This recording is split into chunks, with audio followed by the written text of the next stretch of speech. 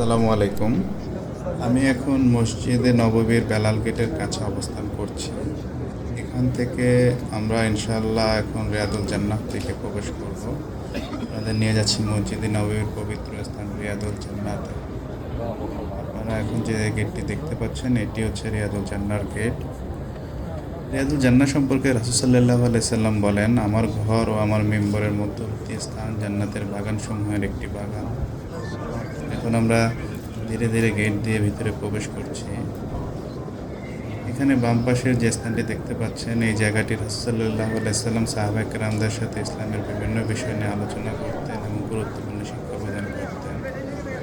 এই দিকটি হলো সবুজ কার্পেটের অংশ। এখানে মুসল্লিরা নামাজ ও ইবাদত করার সুযোগ পান।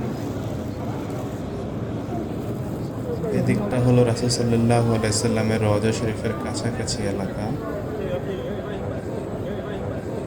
সামনে দেখা যাচ্ছে রাসূল সাল্লাল্লাহু আলাইহি সাল্লাম মিম্বরের স্থান। এখান থেকে তিনি সাহাবা কেরামদের খুতবা প্রদান করতেন এবং দ্বীনের শিক্ষা পৌঁছে দিতেন। এখানে ঐতিহাসিক কিছু স্তম্ভ বা পিলার রয়েছে আপনারা এখন দেখতে পাচ্ছেন, যেগুলো রাসূল সাল্লাল্লাহু আলাইহি সাল্লাম ও সাহাবাদের যুগের স্মৃতি বহন করে। রিয়াদুল জান্নাতে প্রবেশের সুযোগ পেলে যতটা সম্ভব বেশি বেশি ইবাদত করার চেষ্টা করুন।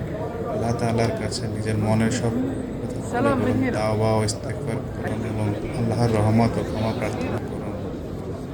এখন আমরা ধীরে ধীরে রিয়াদুল জান্নাহ থেকে বের হয়ে এক্সিট গেটের দিকে এগিয়ে যাচ্ছি।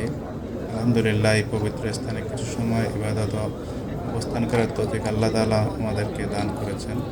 আল্লাহ আমাদের সবাইকে বারবার এই বরকতময় স্থানে আসার তৌফিক দান করুন। আমিন।